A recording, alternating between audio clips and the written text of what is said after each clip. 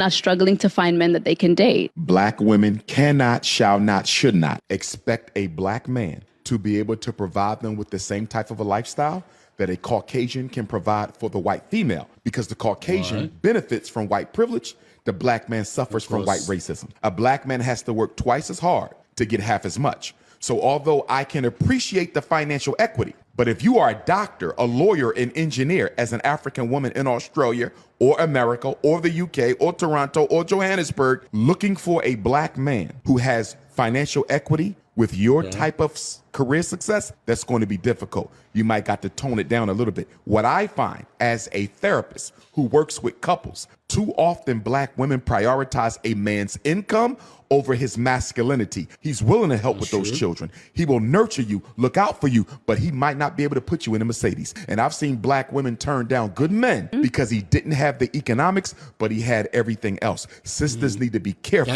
not to fall into this European narrative of judging men primarily by how much they make. I was a little bit skeptical because it's Dr. Umar, but he did speak quite a few facts at the very end. The only part I don't agree with him is the black people being, disadvantaged. So here's my thing on this racism thing, this supremacy thing, or this wealth building thing. I agree that due to issues of the past, there may have been some form of what they label as head start, if that makes sense, which is that they've had time to build wealth. I hear that argument, and then at the same time I see that statistically in the UK as well as America, there's white people poor all over the place. Like, it is what it is. That argument kind of goes against my thought on how, if this is true and it's based on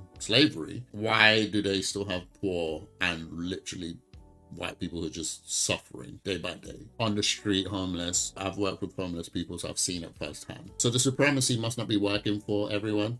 You know what I mean? The conclusion I've reached is that I don't for 1 second want anyone to pretend as if racism was not real, or slavery didn't happen, or there were no adverse effects of slavery and all that stuff. Those things definitely happen. I mean, we even see how it affected the Jews in the Bible, like from Bible times all the way up to current day, and how it's affected them even today. So there are adverse effects. And when it happened to black people in America and in the UK, all that stuff, there are definitely adverse effects. But here's my thing.